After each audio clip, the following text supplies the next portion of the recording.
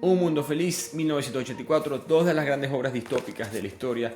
¿Cuál es mejor? Bueno, hay una carta de Huxley que le envía a George Orwell con esa respuesta. Analicemos la carta y un poco mi opinión sobre estas dos obras.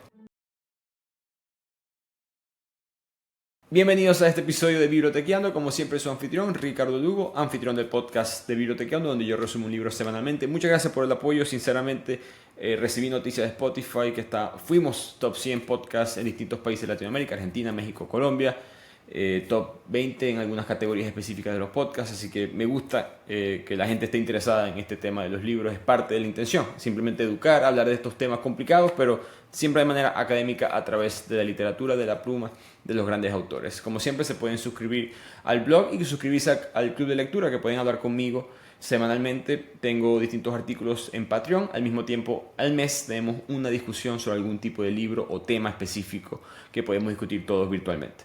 Y por supuesto, seguir apoyando el canal de YouTube, likes, comentarios, compartiendo. Hoy quiero hacer este episodio que comparo ambas obras a través de la carta específica de Huxley a Orwell. Así que voy a simplemente a contarles lo que dice esta carta, una carta bien corta que Huxley le envía a Orwell porque Huxley fue profesor de George Orwell. Hablé sobre esto en el podcast. Huxley, que fue nuevamente profesor de francés en Eton College de Orwell, le envió una carta a su exalumno porque acababa de ser publicada en 1984, estamos en el año 1949. Huxley lo lee, le envía unas gracias a Orwell y le responde, en verdad, la comparación entre Un Mundo Feliz y 1984. Así que leamos esta carta, la tendré aquí en la pantalla, se las leo y después les analizo y les explico lo que él quiso decir. La carta empieza: estimado señor Orwell, fue muy amable de su parte decirle a sus editores que me enviaran una copia de su libro. Llegó mientras yo estaba en medio de un trabajo que requería mucha lectura y consulta de referencias, y dado que mi mala vista me obliga a racionar mi lectura, tuve que esperar mucho tiempo antes de poder embarcarme en 1984. Así que la carta empieza bastante respetuosa, entre amigos, entre comillas, porque en verdad no se conocieron tanto, ambos eran muy jóvenes. Orwell tenía 15 años en ese momento en Eton College, Huxley tenía 23. En este punto, por cierto, Orwell se llama Eric Blair, George Orwell es el nombre artístico. Volviendo a la carta, estando de acuerdo con todo lo que los críticos han escrito sobre él, no necesito decirle una vez más cuán excelente y profundamente importante es el libro. Puedo hablar en cambio de lo que trata el libro, la revolución final. La revolución que va más allá de la política y la economía y que apunta a la subversión total de la psicología y la fisiología del individuo, se encuentran en el Marqués de Sade, quien se consideraba a sí mismo como el continuador, el consumador de Robespierre y Babeuf. Él habla de la revolución final. ¿Qué se refiere con eso? Él quiere hablar de cuándo va a venir esta revolución, porque no es que el gobierno simplemente va a tomar control de las cosas y ya. Va a haber una revolución ideológica, religiosa, algún tipo de pensamiento que va a tomar el control de un gobierno. Y ahí va a venir este gobierno, ya sea el de Un Mundo Feliz o el de 1984. Que si ya eso sucedió o crees que va a suceder, irrelevante. El punto es que ese es el punto de vista que tiene Huxley en este punto en la historia. ¿Y por qué hablas del Marqués de Sade? ¿Quién es él? Bueno, la palabra sádico viene de él. Esto fue un hombre extremadamente... experimentaba muchísimo de manera sexual. Experimentaba mucho con los límites de la libertad individual, parte de las ideologías de la Revolución Francesa, que por eso es que menciona Robespierre y Babeuf. Pero Sade, como escritor y filósofo, él básicamente buscaba explorar la perversión, los límites del pensamiento humano y las acciones humanas. Y eso era una especie de revolución final desde su punto de vista, porque entonces las revoluciones ya no iban a ser sobre el control económico, control terrenal, control religioso, sino control humano, que es mucho más interno, mucho más privado, mucho más íntimo y mucho más peligroso desde el punto de vista de Huxley. He mencionado muchas veces que Dostoevsky y Huxley tenían eso en parecido. Dostoevsky sentía que todas estas ideas racionales, muchas de ellas que terminan en revolución, ya sea la comunista, la nazi, el fascismo del siglo XX, Dostoevsky de una vez aparta de esas ideas mucho antes de que fueran implementadas porque él veía que no estaban compitiendo con sistemas económicos, ¿no? Hay un analista de Dostoevsky que dice, Dostoevsky vio que, por ejemplo, las ideas socialistas no competían con el capitalismo, competían con el cristianismo. Hablaba de que eran ideas racionales que venían ahora a traer una adoración a un ser humano y que en esa adoración y cambio fisiológico interno, psicológico, humano, iban a traer los líderes, los Übermensch de Nietzsche, que terminan siendo Hitler, Stalin, etc. Todos estos líderes, Franco, Mussolini, todos estos líderes del siglo XX. Dostoevsky lo predice y Huxley básicamente está diciendo algo parecido, de que este cambio de revolución ideológica interna del ser humano espiritual, de adorar ciertos procesos racionales, van a ser muy peligrosos. Continuamos con la carta. Si en realidad la política de la bota en la cara puede continuar indefinidamente, parece dudoso.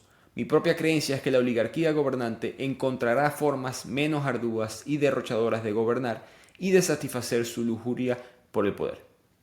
Estas formas se parecerán a las que describí en Un Mundo Feliz. Recientemente he tenido la oportunidad de investigar la historia del magnetismo animal y el hipnotismo, y me ha impresionado mucho la forma en que durante 150 años el mundo se ha negado a tomar en serio los descubrimientos de Mesmer, Braid, Sdale y otros. Pausa aquí entonces. Primero Huxley dice de una vez lo que él considera que Orwell se equivoca en 1984. Esta teoría de botas en la cara, ¿no? Esta filosofía de un gran hermano, un gobierno claramente totalitario, para Huxley no es sostenible. Sí, puede suceder en pequeños pedazos del mundo. Hoy en día Corea del Norte es un perfecto ejemplo, pero eso es demasiado obvio. Para controlar a las personas tiene que ser más sutil. Y ahí es cuando Huxley empieza a decir, Orwell eso es un elemento que no está en 1984. No lo está criticando desde el punto de vista de quitarle mérito a la obra. Al principio de la carta la aplaudió, sino diciendo que me parece dudoso que esto pueda continuar. Porque estamos, vuelvo y repito, 1949. La Unión Soviética todavía existe. Tenemos a Hitler apenas muerto hace unos 4 años, Mussolini igualmente, Franco viene en camino. Todos estos gobiernos ultra totalitarios están muy vivos, forman muy parte de la psicología humana o de la psicología política de la época. Y Huxley va un paso más allá, que es increíble porque él está 20 años, cuando él escribe Un Mundo Feliz es 20 años antes de 1984. Por lo tanto, Huxley se desvía un poco en ese aspecto de 1984. Da el ejemplo del sexo, porque en la obra de Orwell no se puede tener sexo libremente. En Un Mundo Feliz, lo opuesto, orgías, fiestas sexuales a cada rato, porque el gobierno te va a dar eso para controlarte. Es uno de los ángulos que toma Huxley en la obra. Y después, en esa última parte, cuando él menciona los estudios de Mesmer y Braid, Sdale, él en verdad está hablando de estudios de la época que eran pseudocientíficos, pero están hablando del poder de la hipnosis, evidencia de que ciertas personas habían sido operadas sin anestesia, sino hipnotizadas, nuevas teorías, técnicas, conversaciones que se estaban dando, que para Huxley significaba que había otra forma de controlar al ser humano. No necesariamente físicamente botas en la cara, sino quizás con la mente. Y creo que Huxley representa eso en la obra, es con la medicina, la industria farmacéutica de hoy en día. Huxley la predice muy bien. Él sabe que nosotros, el ser humano, en este cambio en el siglo XX, post-revolución industrial, post una mejoría comparado con las épocas anteriores en términos económicos, estamos en un momento difícil, no lo estoy negando, pero comparado con siglo XVIII y XVII, una mejoría del poder adquisitivo de las personas, no en todas partes, pero en muchas partes del mundo. Eso iba a traer una intención de buscar la comodidad ahora mental, emocional, y la íbamos a buscar a través de los sistemas. Gobierno, tú dame mi felicidad. Y en ese proceso el gobierno te va a traer la pastilla Soma, la famosa pastilla de este libro, y te sientes semi-incómodo por una situación social, tómate la pastilla. Te sientes incómodo por un rechazo sexual, tómate la pastilla. Te sientes feliz y tienes que nivelar un poco tú, tómate la pastilla. Todo tiene una sola solución. Y es automática, es rápida, es simplemente control mental, es una ilusión de que estás feliz, es una ilusión de que estás en un mundo feliz. Hay que tomar en cuenta que Huxley fue un fiel activista político en contra de la Alemania nazi de la época. La Alemania nazi estaba haciendo muchos estudios psicoanalíticos, tratando de controlar la mente de las personas, el famoso programa en Estados Unidos llamado MK Ultra, que experimentaba con psicodélicos para controlar a las personas. Ese estudio del gobierno estadounidense, la K, viene de cosas que utilizaron los nazis en los campos de concentración. Entonces, Huxley sabía de estas cosas probablemente, o había escuchado estas intenciones de los gobiernos de tratar de buscar un control de un punto de vista más quizás excéntrico. Todavía son excéntricos, pero para la época mucho más extraño que lo que era lo típico. Que creo que es una gran diferencia entre ambas obras. 1984 es muy familiar, muy conocido para personas que vivieron en la China comunista, en la Cuba, en la Revolución Cubana, en los 60, 70, 80, 90 de Cuba, todavía hasta hoy en día, Corea del Norte, Vietnam, gobiernos fascistas en la España de Franco. Son cosas que te sientes muy... El gran hermano para ti tiene una cara, ¿no? Tiene un color, tiene un partido político, tiene una ideología. Un mundo feliz es más sutil, es como que más difícil de... No es exactamente... Es un gobierno capitalista. Adoración al mercado, adoración al consumismo, adoración a la industria farmacéutica, adoración a mantener a todo el mundo en las distintas clases para mantener la maquinaria andando. En la obra famosamente la gente no hace así como los católicos hacen, sino que hacen así porque es la T. Y la T es el modelo T, el primer carro de Henry Ford, con todas estas técnicas capitalistas de manufactura. Y en ese proceso se nos dan productos, experiencias que queremos tener, Y en esa felicidad estamos siendo controlados desde el punto de vista de Huxley. Pero vayamos ya para el último párrafo de esta carta. Dentro de la próxima generación creo que los gobernantes del mundo descubrirán que el condicionamiento infantil y la narcohipnosis son más eficientes como instrumentos de gobierno que los garrotes y las prisiones, y que la lujuria por el poder puede satisfacerse completamente sugiriendo a las personas que amen su servidumbre tanto como golpeándolas y pateándolas para que obedezcan. En otras palabras, siento que la pesadilla de 1984 está destinada a modularse en la pesadilla de un mundo que se parece más al que imaginé en un mundo feliz. El cambio se producirá como resultado de una necesidad sentida de mayor eficiencia. Mientras tanto, por supuesto, puede haber una guerra biológica y atómica a gran escala, en cuyo caso tendremos pesadillas de otros tipos apenas imaginables. Gracias una vez por el libro, sinceramente suyo, Aldous Huxley. El final me encanta de la carta. Te tienes que reír para no llorar. Puede haber una guerra biológica, puede haber una guerra atómica, en cuyo caso olvídate todo lo que dije, ahora va a haber otros problemas. Apocalipsis versión 1, Apocalipsis versión 2. Y bueno, XO, besos y abrazos, te quiero mucho, Aldous Huxley. Como que un cambio total psicológico ahí. Pero el punto es que, como mencioné, él siente que lo que llaman narcohipnosis es lo que tú y yo llamaríamos ahorita las pastillas, medicinas para la salud mental. Te sientes mal, tómate esta pastilla que te vas a mejorar. El otro día vi una publicación, lo mencioné en el episodio de Un Mundo Feliz, que yo estaba diciéndole a mi mujer, yo le dije, eso es un mundo feliz. Esa propaganda que yo acabo de ver es un mundo feliz. Un artículo aquí en Estados Unidos sobre cómo la industria farmacéutica ha identificado que las personas ya no son felices y que están buscando una manera de crear una medicina para que sean felices. Y no felicidad me refiero a eliminar la ansiedad, eliminar la depresión, sino literalmente crear este éxtasis que te crea la felicidad. Y yo, pues esto es Huxley, esto es exactamente lo que él dijo que iba a suceder, que nos van a dar esto y ahora vamos a ser dependientes de esto, como ha sucedido con otros tipos de medicinas. Por si acaso hay 1000 casos médicos que se necesitan esta medicina, no estoy en contra de la medicina.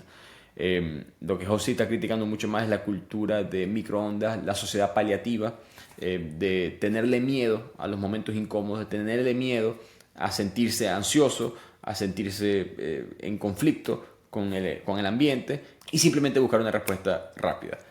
¿Qué creo que es el punto final de Huxley? Huxley no te da un mundo distópico al 100%, te da un mundo, me atrevo a decir, mitad utopía, mitad distopía, ¿no? Un mundo donde hay medicina gratis para las personas, que todo el mundo puede tener acceso a la misma, no hay el peso de, por ejemplo, una mujer no tiene que tener 9 meses de embarazo, es visto como algo, la familia está eliminada por completo, de hecho, en un mundo feliz. Hay sexo libre para todo el mundo, con quien quiera, orgías, hay libertades, entre comillas, pero en verdad son un espejismo para controlarte. Y creo que eso es más probable en el mundo moderno, más que 1984. Yo que viví en Venezuela en dictadura, 1984 se parece más a algo que yo viví, que un mundo feliz. Pero un mundo feliz es más como el planeta. Huxley vio la dirección, la flecha de la historia de un mundo mucho más global. Orwell, él mira el mundo en el cual él estaba viviendo en 1948 cuando escribe esta obra y simplemente nos da un mundo soviético pero con televisores que hablan, ¿no? Él nos da un gobierno extremadamente totalitario, violando los derechos humanos, violando las libertades individuales, la censura de información, el doble pensamiento, las mentiras, que la guerra es paz, que la libertad es esclavitud. Todos estos conceptos que sabemos que se implementan todavía hoy en día. No es que Orwell estuvo equivocado en el futuro por completo, pero esa implementación es mucho más difícil a gran escala. Es muy famoso en el libro cuando Winston le traen las ratas, ¿no? Porque el gobierno sabe específicamente su información de que él le tiene fobia a las ratas y cuando lo están torturando y le traen las ratas. Eso es solamente aplicable en casos específicos. ¿Cómo hace eso a gran escala una población de millones de personas? No puede, ¿no? Por mucho que Orwell creo que predijo de una manera mucho más eficiente el concepto de la data, ¿no? Lo que iba a valer la información de las personas. Orwell traduce eso en un mundo versión, voy repito, fascista, soviético, donde la aplicación de eso en el mundo moderno en verdad para mí no es factible. Y por eso es que creo que Huxley tenía razón. 1984, tú lees ese libro y te da miedo cuando lo estás leyendo. Y Un Mundo Feliz te da miedo cuando lo terminas de leer. Y te asomas por la ventana y te das cuenta que mucha gente estaría feliz viviendo en ese mundo. Así que espero que hayan disfrutado de este video. Sigan apoyando el podcast, sigan apoyando el canal de YouTube, sigan apoyando el blog, el Club de Lectura, si quieren tener conversaciones con el grupo y conmigo, distintos libros, distintos temas, como siempre, @bibliotequeando en las redes. Nos vemos en el próximo video.